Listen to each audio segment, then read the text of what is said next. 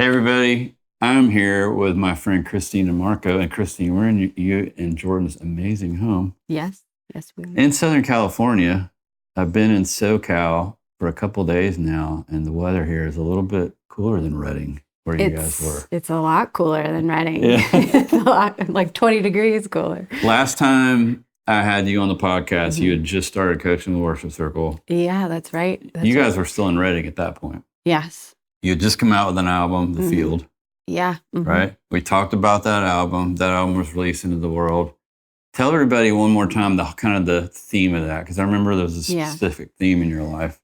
Yes. The Field was actually quite a learning experience for me. I think I began that project in 2019. Yeah. And it was almost supposed to be me teaching people lessons, Yeah. So it started like that. And then over the course of the next 2 years of developing and writing songs, it became so much of the Lord convicting me. Yeah.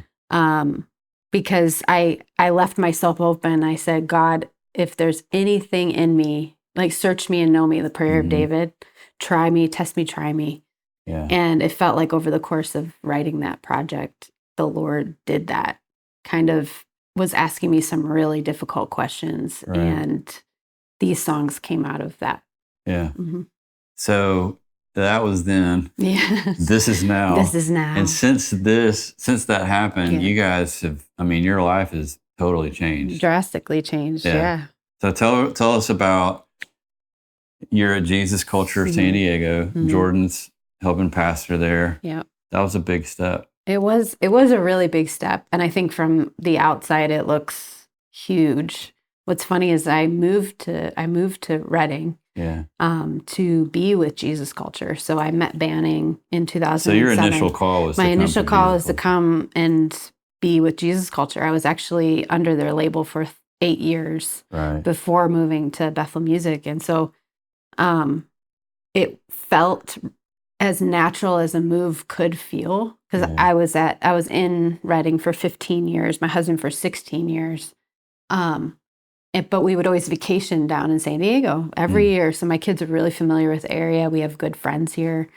And so it felt as natural as a complete move from city to city could feel, complete change of lifestyle. But it was definitely the Lord. It was the Holy Spirit the whole way. It felt like we would be moving against the current if we didn't go. So, golly. So what is it? You guys weren't coming into a startup. It was somewhat established. So just kind of coming in and blending in with what's already there. Were you with worship taking over stuff or helping assist what they already had? How was that working? Well, it was interesting because they were hiring my husband. I think up until that point, it was almost like Jordan tagging along a little bit with what God was doing with me. So this was a complete shift. Was me. Now you're tagging along. Now I'm tagging along and watching God do some really incredible things in his life, and open doors for him, which I really loved to see. I am not the worship pastor there, and that is totally okay with me. I was a worship pastor for a while. Totally okay with not being a worship pastor. So I'm just leading worship at the church, really benefiting from being there. God is really present, and I'm just happy to be a part. So right now, are you leading often, not often? Well, it's actually about the same as it was at Bethel. So it's about once a month. Yes, Lord. We have, I know, whoa, this is amazing. So it's not, so I get to be in worship. It's just, and it's a smaller, so it's about 600 people. We have over 2 services, and I the little things you don't think of when you're a part of a really big movement. I mean, even just dropping your kids off at church, school, you're waiting in line forever. So now I'm like, oh, just beep, beep, beep, sign them up, give them their sticker, and they're in. So I really do appreciate the smaller size of a community and getting to know the people. It like people that didn't move to San Diego for the church. They are local San Diego people that come to church. It's a very different dynamic that I was used to for 15 years. Did you guys do anything? Because a lot of times, people involved with what we do at Worship Circle are like, I'm moving to a new town, I'm coming into a new church. Was there a process or any steps or any things relationally? Yeah. Because people are obviously there before you guys. Sure, yeah. That you kind of paid attention to? Were there people you connected with and spent some time with to get a little relational capital? No, I completely understand that. I've been in situations like that. You know what I'm saying? Yeah. Because sometimes people come in and go, well, I'm here. Well, a new leader, we're going to change everything. Right. No, we had some really, really great advice, and my husband in particular, because we had relationship with pretty much everybody already prior. Okay. So Zach, the senior pastor, my husband actually volunteered with him in 2012. Okay. In Reading. Yeah. With Jesus Culture. So they had some relational equity prior. Yeah. And then obviously banning and being with him. And then there's other staff members that we've known for a really long time. Yeah. So we had some good relational equity, but my husband definitely came in low. Like, even though he was like number 2 guy, he came in low and, learned. Yeah. He kind of took like the first year to just learn. Absorb it all, ask good questions. Yes. And I admire that about him. Yeah. That can be a tough thing to do. No, it's, they say the low place is the high place. The low place is the high place. It really is. It's true. You can't undo that. No, you can't. You can't undo how you enter an environment and a people. You can't redo it. You can't. It's first impressions. Yeah, it's true. Ask good questions. Yeah. Just talk less. We felt very welcome. Like, there was not a moment where we didn't feel appreciated. I think that's what struck me so much, is just the appreciation. They were only 2 years in. Yeah. And I think church planting can wear on a group of people, and then you have a small staff. Right. So whenever you come and you add your strength to a group like that, I always felt very appreciated, and like Jordan was really appreciated too. Whenever we talk, last time when we were in the field, I was like, God's doing something. He's trying to teach me something. And then like a couple months ago, you taught on Worship Circle. Oh, yeah. And you're like, I taught on that. You did. God's teaching me something. And I feel like there's these components to Kristene, and we're going to talk about some of the other things of your creativity and the ways that you bring God's glory through you into the earth and into your home. But you talked about this idea of being right. Oh, yeah. My favorite. I didn't want to bring it up to like open the wound. No, it's good. But I would love just for people listening to hear inside your heart and your process of that journey a little bit, and what specifically God was trying to, show you maybe. Yeah. It was during 2020, where we were all we were so humble then, weren't we? Yeah. No opinions. And I think for me, I was actually driving my son. This is a big pivotal moment for me. I was driving my son to preschool. Yeah. He's like 4. I'm driving him to preschool, and I'm humming to myself in the car. And I start singing, what if my reward is just Jesus? What if I don't get to see my enemies burn? And so I'm just a casual moment in the car, and I couldn't believe. That just came out? Yes. Oh, wow. I couldn't believe what just came out of my mouth. Yeah. And it was this backpedaling moment of, do I want that? Is that what I'm looking for? Yeah. What if my reward is just Jesus? And God brought me to Matthew 20. And I like teaching out of it.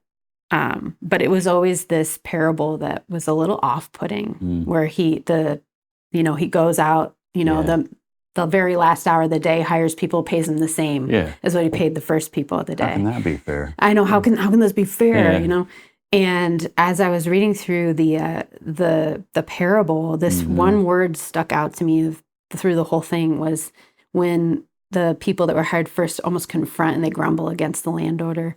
He turns to them and says, "Friend, I haven't done you any wrong." Yeah. And it was this realization that the reward for a life serving the Lord was his friendship.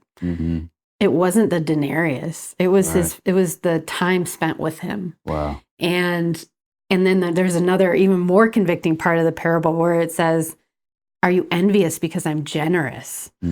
And that line kind of cut through me like a hot knife through butter. It was just, are you envious because I'm generous? Like, what if I would spare the people you don't agree with? Yeah. And then the song From the Field, actually, it's called What If Jesus, came out of that moment of, what if the people I don't agree with are the same ones pouring their perfume on your feet? Yeah.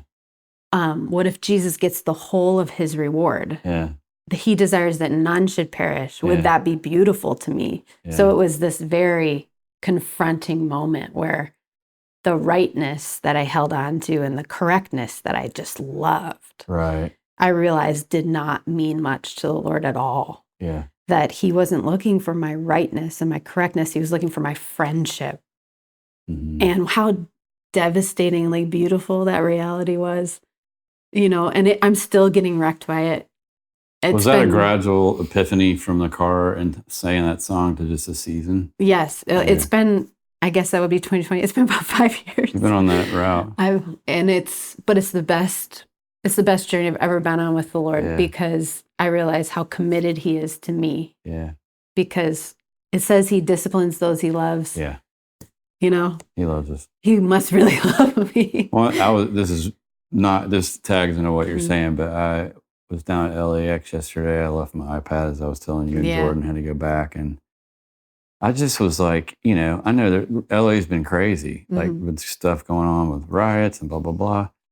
I was at In-N-Out in the Valley last night, and I was like, if you give a kind look to about anybody, they're going to give you one back. Oh, yeah. I'm like, it's pretty amazing that we can have all these ideas about what people are like in a place or what they carry. And if you just look at them in the eye and smile, 99% of the time, I feel like people are like, dude, they saw me. They just want to be seen. No, absolutely. Yeah. And that's, anyway, it's just I'm there with you. I think the older I get, the more I believe and hope that God's grace and love it's bigger than we can imagine. Yeah, it's better than we can imagine. Bigger and better than we can imagine. Absolutely. Before we talk about your new EP coming out, because I want to tell people about that and let you talk about it. We hit on this last time you were on, but since then I've been doing like a lot of story work, and we talked about some of that in Worship Circle, but one of the ideas is that God's fingerprint is on your life. There's only going to be one Kristene. And his glory is going to be uniquely displayed through you in a way that's not through Todd or not through, Callie or anybody else. There's one. And just trying to help our listeners see that idea, like how special every life and every heart and every story is. But my friend Adam talked about this idea of warfare being like the enemy comes to steal, kill, and destroy. So anytime we come to bring life and light and healing and beauty into spaces. Yeah. And that, as I've gotten to know you a little bit, and even from some of your social media stuff, like you delight in bringing beauty into, you're on the piano. Like, hey, you haven't even recorded the song and you're going, I'm going to let this out there. I would never do that. Like, you're like, I'm going to let this out there now. And that's really beautiful. And then, you guys' lovely home, you have this, talent to decorate, make things look uniform and right. And then you paint. Yes. So you're a warrior. That's what I'm trying to say. Yeah. But do you feel like that's, in a way, you're kind of taking territory and just going, with what I've got? Yeah. No, creativity is really important to me. Has it always been that way? Always, since I was little. Yeah. Before I wanted to work with music, it was art all the way. So I was a painter from really young. Your Christmas stuff. Oh yeah, I love Christmas. Did she grow up in a Hallmark store? Yeah, kind of. My mom is kind of that way as well. So she's got all the, what are those little German things? Oh yeah, the wooden all Kurt that Adler stuff. Yeah, there's that, and then there's something else. Yeah. The Christmas villages and all. It's true. I think for a while I was a bit rigid and perfectionist when it came to things. Like everything has to match, everything has to be this. But as God, to be honest, as God started unraveling that stuff in me, I was just like, Christmas is for the kids. It should be so fun and colorful. And you just don't you don't recognize my space at Christmas. It's just totally transformed. It's transformed. So this room will not look like this. No, it won't look like this at all. But how long does it take you to get ready? About 3 weeks. So that's a lot. Yeah, it's a lot. But you're enjoying that I love process? it. I love the creativity. I love using things that you wouldn't normally use, for decor and putting things together like that. I very much enjoy it. My kids, I think what makes me so happy is my son just can't wait for me to start decorating. Dude, he'll remember that. Yeah. That'll be his. Yeah, I think I realized that he'll remember this. Hopefully I have given him and my daughter a love for that time of year. No, it's nothing like it. Yeah. I can't wait to get the tree up as soon as I can. I know. Because I'm because it can come down, but bringing it up. But the whole reason and the whole season, I mean, it's just. Yeah, the anticipation. Yeah, it's. Are you guys colored lights or white lights people? Or both? We're white lights people, but it's only because we like a good colorful ornament. Yeah. I mean, we're talking like cat mermaids. That base layer with the white lights. Just like the weirdest. We have the weirdest, most whimsical ornaments. Do the kids pick them out? Or Yes. Do y'all have ones from history, like you and Jordan from when you were younger? Well, yes. We have ones that we made when we were younger. And then the kids, Nico makes me 1 or 2 every year. And they go on the tree. Oh my God. I realized when he was probably about 2 years old, I didn't want to have a tree that I couldn't put his ornaments on. That doesn't make any sense. Yeah. So yes, creativity is incredibly important to me, but I've learned, I think, to hold the perfection that I seek really loosely and realize it's actually not perfection I'm looking for. It's growth and development. Yeah. I crave that. Yeah. And so when it comes to my space, I'm not looking for it to be perfect because that means I'm comparing myself to something that I consider perfect. Mm-hmm. I'm trying to develop and have it grow with me. Yeah. And that's been so much freedom has come from that. And I think that's why I can sit at the piano and just sing a song I haven't released because. No, but see, that's a sign of growth. Yes. And it's, I think, what people that can't do that, we've got this critic that just shuts us down. It keeps us from, honestly, even starting the car. We don't even get out of the driveway. It's true. I mean, I would have said probably just about 6 years ago, I would have been exactly like paralyzed by my inner critic. Yeah. I had to learn to separate it from myself. I want to record an acoustic guitar album, and I'm scared because I'm a perfectionist. But the stuff people, I think, would want is stuff where they're like, can be quiet and just be. Yeah. And it's not perfect. And it's just, they're like, when you play, it does something. And it's simple. And that idea kind of excites me. So I think that's next for me. I know. I actually, it was before I released my album, Where His Light Was, from 2017. I was sitting with one of the pastors in Bethel Environment. And they're like, well, what do you want this album to do? And I remember saying out of my mouth, I said, I just want it to meet everybody's expectations. Yeah. And he was like, well, that's impossible. Wow. And I couldn't believe that's what I wanted. I wanted this project that I created to meet everybody's expectations, not let anybody down. And I had actually said it. Yeah. And he's like, that's impossible. And I felt the Holy Spirit over the course of that week just tell me, you're going to be too much for some and not enough for others. Yeah. And then you're going to hit the mark for some. Yeah. And as long as you can make peace with that, you're going to be able to just be yourself. Yeah. And I'm like, I feel like I finally made peace that I'm always going to be too much for some and not enough for others. Yeah. And so why would I not create? If that's going to be the case anyway. Now, I have a friend that says that to do what you're talking about is repentance. Yeah. Hey, that's really good. It's an about face. It's like turning toward your true glory that God put in you when he thought you up, when he thought us up, and just like, man, to do that is what we were created for. So you don't get much time, No. To go for it. Yeah. There's actually a song coming out of my EP that's great segue, Kristene. Actually.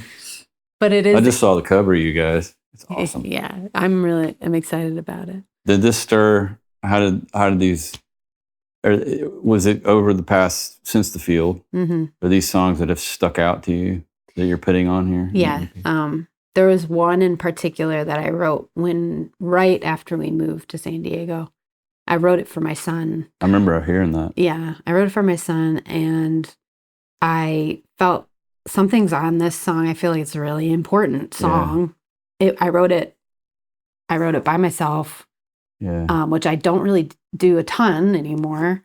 Wrote it by myself, and it moves me every time I hear it. So, when something moves you consistently. Right. And my son, who probably understands maybe 50% of it at 9 years old, he cries every time he hears it. No way. And he's like, I don't know why it makes me cry. Like, well, maybe you'll understand someday. Yeah. But it really is like about Gosh, Kristene. Not leaving potential unfulfilled and not being afraid of letting go. It's supposed to be a multi-generational testimony of plant your trees today, grow your flowers like you'll stay, because the ones before you did the same, and they knew to everything there's a season. Wow. Well, Ecclesiastes in there. Yes. It came from a stone I found in my old backyard. I was digging up this dead plant that somebody else planted, and underneath it is this stone that said, to everything there is a season. It was in the ground? It was in the ground of my old house. No way. And I couldn't believe what I was looking at, because it's a Bible verse, right, in my ground. And I always planned on taking that stone with me when we moved. But the people that bought the house loved Jesus just as much as we did. And so I left it for them. Wow. And it just was this. So the whole project is kind of based around that particular moment and that particular song. So every single song kind of stands on its own. Yeah. But it's all stuff that I would say to my kids. Yeah. All stuff I would hope that they would remember. It's very emotional. It's gonna make people cry. Yeah. And it still makes me cry, so that's how I know. Well, that's how you know it's gonna be good and right. Yeah. That's so beautiful. And when does it come out? Sometime in October. I don't have an official release date. Well, we'll air this before then, so you guys can have a heads up and follow Kristene on Instagram and all the socials. Yeah. I almost gave the title away, but I don't think I'm supposed to do that yet. Don't give the title away. But the cover's beautiful. Thanks. As a piano that I just saw in a room. Yes. Over here that's gorgeous. Yeah. That's made in Buffalo, New York, where you're from. Yeah, where I'm from, Buffalo. Oh, my Lord. Well, let's end with this. Okay. You've been in Worship Circle for a few years now. Yeah. What would you say to any of the ladies out there listening going, I'm curious about that, don't know what to do? What are some of the things you've seen God do just in you and in the girls? Because it's a commitment. I mean, I just... One of the reasons I came out here to see you in Jordan is to say thank y'all for doing this with us, because it's once a month and we get online and you show up, and sometimes the groups are bigger and sometimes they're smaller, and sometimes somebody has an emergency come up, but it's seasons, you know? Yeah, absolutely. Yeah. I think I was surprised, to be honest, because I'm thinking, well, an hour a month connecting, like how connected can you get? Right. So it proved me wrong. Yeah. And it felt like the women that would show up, they just needed a few good questions asked. Yeah. You realize people go out throughout their lives, they aren't really asked questions very often. They're just like talked at all the time. And so I think one thing that Worship Circle taught me was to slow down and ask pointed questions. And these women just, they open up, and what's awesome is to see the other women support and encourage one another.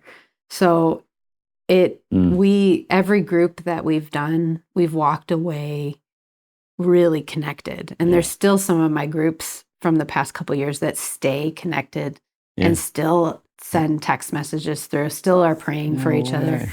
And that has been pretty incredible to watch. Like, I have a smaller group this time, but they're so committed, and they're asking hard questions, which is really incredible. A lot about, I'm no theologian, but they're asking some really hard questions, and I feel like that's kind of a testament to just being to heal. Yeah. I mean, if you can't ask questions, you probably have some blocks there that. Yeah. So Worship Circle has impressed me with its ability to connect people in such a short amount of time every month. Yeah, it's crazy what happens when we just show up as we are. Yeah. And just go. I think everybody goes, me too. Yeah. And you get out of business. It's true. Pretty quickly. It's a safe spot too. Yeah. It feels really safe. Yeah. And I think people that are introverted and normally wouldn't open up as easily feel safe to do so. Yeah. And these people still feel safe. Like when you're at a rest retreat, they feel safe enough to open up even more there. Yeah. So. Well, you'll be at rest this year, right? Yeah, I'll be there. I'm coming. Nothing's going to stop. Well, it's, I just love, we get everybody that's in your group loves you and loves it. And we love you. And, you even recorded a song on our album a couple years ago. Yeah, I did. We did all that, and Kristene was in the circle, and we're just excited to have you and Jordan as part of this family. And thank you all so much. Thanks for taking the time to do this. And I have to say, it doesn't stink here, to live here in San Diego area. It's not hard to adjust to 72 degrees. Oh, please, Lord. I know that heaven's going to be somewhat more like this than Atlanta or Buffalo. Yeah, no bugs, no humidity. It's amazing. Yeah. Well, we're going to go grab some good dinner tonight, fellowship, and hang out. But thank you. And we'll be looking for your new project coming out in October. And we're cheering you on. Yeah, thanks. Because we know the songs come from real place. And we'll be praying for you guys. So thanks. Thank you. You bet.